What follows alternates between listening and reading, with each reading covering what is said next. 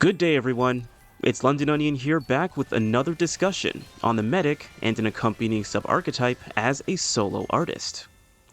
As usual, I'll be speaking on the efficacy of this pairing with the assumption of playing on the Apocalypse difficulty, my general philosophy being that what works on higher difficulties will usually work on lower ones, and with greater leeway/room for user error.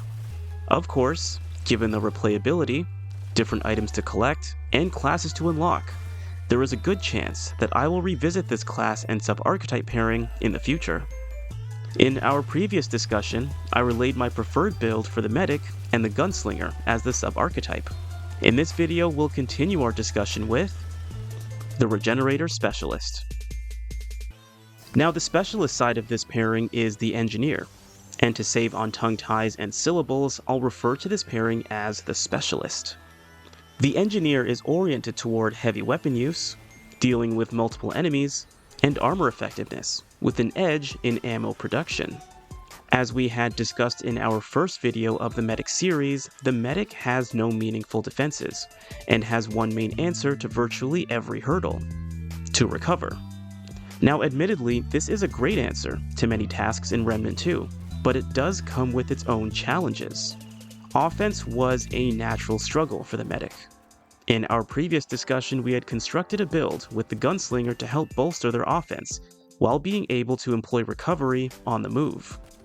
The engineer is intended to compensate the medic in its areas of improvement. Meanwhile, the medic is to synergize with the engineer with their own abilities. The engineer's skills and perks are mainly centered around their heavy weapon of choice, and issuing out significant damage with a semi-autonomous and multi-use cannon. Naturally, this will relieve some of the offensive load on the medic, as being severely outnumbered is an area of difficulty without there being adequate lulls in enemy pressure or concealed areas for recovery. Depending on the volume of enemies, the engineer cannon will only be able to assist so much, and keeping the ammo reserves topped off will require the use of relics or stowing the cannon to regenerate. Without the cannon on the battlefield, the engineer becomes a glorified Paxel tech with increased armor effectiveness. However, this onion would argue that both of the core traits work well together as a means of self-preservation. The medic is a healing expert, the engineer is a heavy weapons expert, and neither class has any kind of predisposition to a particular weapon type. Though I would say that weapon choice is last in priority. To help these two work together, we are first going to speak on their amulet and rings. Now there is one amulet I would propose to use to help this build work, and that is the Spirit Wisp. The Spirit Wisp amulet provides a 3% boost to skill cooldown for every 300 mod power spent. Now I had originally thought that the Spirit Wisp amulet would increase the ammo regeneration on the heavy weapon. However, the engineer's skills seem to cool down and activate a little bit differently from other archetypes. A unique aspect about the engineer is how their cannon skill can be activated. Unlike other classes, it can be deployed after 25% of its ammo, or cooldown, is available. Consequently, speeding up this process is paramount to the success of this class. Now, the amulet was not only intended to serve the engineer side of this pairing, but also the medic. Both of the related skills are integral to the main strategy behind this build. This is something we will circle back to later on in our discussion. For now, I will discuss the rings. For this amulet build, I decide to go with Black Pawn Stamp, Black Cat Band or Soul Link, Encrypted Ring, and Cataloger's Jewel. Black Pawn Stamp reduces skill cooldowns by 10%. Black Cat Band allows one to cheat death in the event of sustaining fatal damage. Health gets reduced to 1 unit and this immunity lasts about 1 second. Any residual damage will end in one's demise. Following its activation, movement speed will be increased by 25% for 10 seconds, and this ring comes with a 2-minute cooldown. The Soul Link ring grants 5% of base damage from summons as lifesteal for the caster. Encrypted Ring grants 20% of one's health over 10 seconds and can stack up to 30 seconds. Lastly, Cataloger's Jewel generates 8 units of mod power per second. As the accessory build so far would imply, This build will have a major focus on mod use and having readied skills. Black Cat Band and Soul Link offer an increased edge in survival. The medic on its own specializes in recovery, but struggles with actually taking punishment that is too great. This is less of a concern with the engineer's increased armor effectiveness, but I also would not classify this pairing as tanky. Black Cat Band allows the specialist time to respond and recover from fatal damage. Soul Link creates an extra avenue for healing outside of the encrypted ring and the medic's skills. The engineer's heavy weapon will dish out both damage and health. The choice between these rings comes down to preference in this Onion's opinion. Double down on healing while on the move and on the offensive with encrypted ring and Soul Link, or have a safety net in the event of an oopsie. I personally favor the Soul Link slightly more, as it will also play into the prime perk of the medic, which will be integral to the success and strategy of this pairing. Lastly, Cataloger's Jewel will supplement readying mod use where alternative generation may not be feasible. This will all be tied together soon. Next, I'll speak on the skills for this pairing. So there is only one set of skills I use for this pairing. On the medic side, I employ Redemption, and on the engineer side, I use the Impact Cannon. Redemption is a nuanced skill, with healing effectiveness that increases commensurately to how long the skill input is held. A single press command will replenish 75% of one's health, and for every additional second it is held, an extra 75% will be replenished. This maxes out at 300%, and health will be replenished over the course of 10 seconds at base level, and the radial effect is 45 meters. The Impact Cannon is the third skill option of the engineer. I usually prefer to deploy this turret on the ground and leave the medic's magical hands free. The Impact Cannon has a radial effect and damages all enemies, no matter where they are coming from. The impact is high enough to stumble, if not ground, most if not all basic enemies. This is perfect for blindside protection and allows the medic to use their redemption skill if needed. As a small tidbit, in my experience, the other heavy weapon skills when deployed on the ground can cause friendly fire toward the specialist, if firing at close-by enemies. Despite their efficacy, this has been too much of a hazard to warrant their use over the Impact Cannon.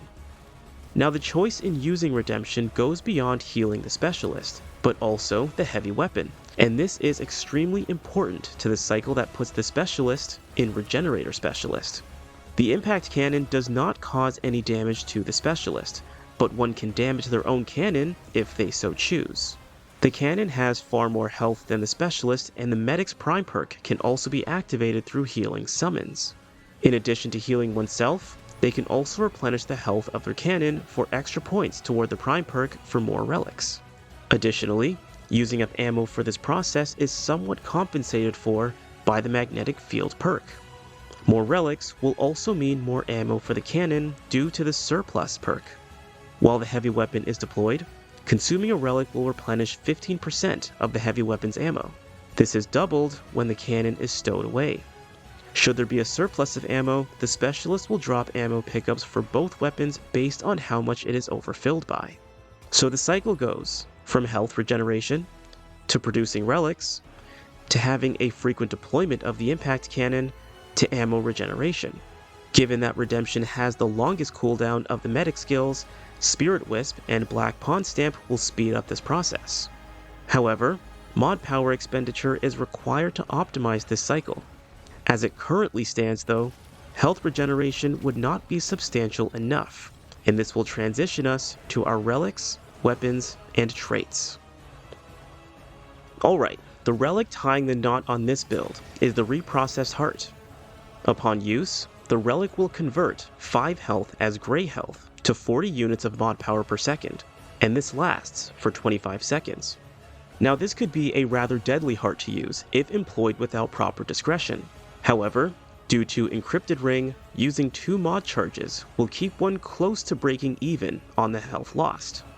During the 25 seconds, the specialist will be healing for most of the duration, and potentially even a surplus should they use additional mods. Furthermore, the reprocessed heart will renew one's mod abilities and restart the cycle of speeding up one's skill cooldowns, which will prime Redemption for healing one's cannon, produce more relics, and simultaneously replenish mod power with increased efficacy, and keep the cannon fire ready and restart the cycle from there as needed.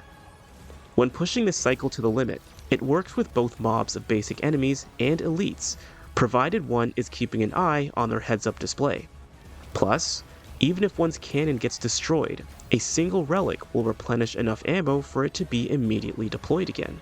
Now this can be dangerous to one's health, due to how the reprocessed heart works, but this is also why I slightly prefer the Soul Link ring, since the cannon can aid with healing the specialist.